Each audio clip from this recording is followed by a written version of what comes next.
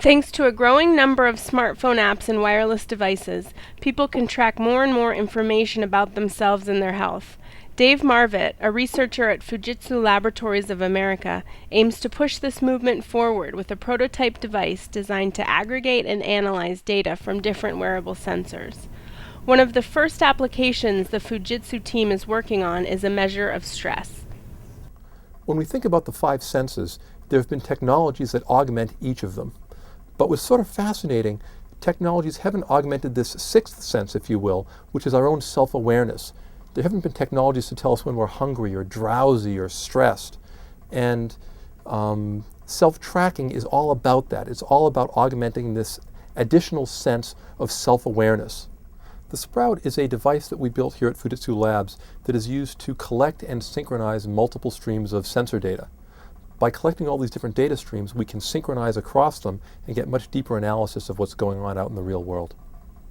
There's been a lot of research on how to induce stress in people in order to test different stress tracking methods. What we've been doing in the lab, just somewhat casually, is playing speed chess. I like to play speed chess, which is a variation of chess where each player only gets 5 minutes to make all of their moves. And if they don't finish their side of the game in that amount of time, they lose instantly. So it can be a pretty intense variation of the game if you're into it, which I happen to be. When I'm playing speed chess, when we're testing our stress tracking system, we can collect heart rate data in any of a variety of ways. There are ear clip sensors, fingertip sensors, both of which would work. Currently I use a heart rate strap that goes around my chest, and that data is sent wirelessly over Bluetooth to the Sprout. We track stress by looking at the differences in timing between the heartbeats. Heartbeats aren't perfectly uniformly spaced like a ticking of a clock. One heartbeat might be a little faster, the next one might be a little bit slower.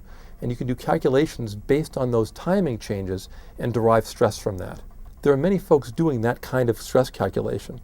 What we're doing that's a little bit different is combining the heartbeat information with accelerometer information to figure out when someone is moving. That's because if someone is moving, that will often throw off the raw heart data, leading to incorrect or inaccurate stress calculations. Technologies have changed over the years, but fundamentally technologies have been about making us more effective actors on or in the world, empowering us. The self-tracking technologies are a little bit different. They're about letting us understand ourselves better.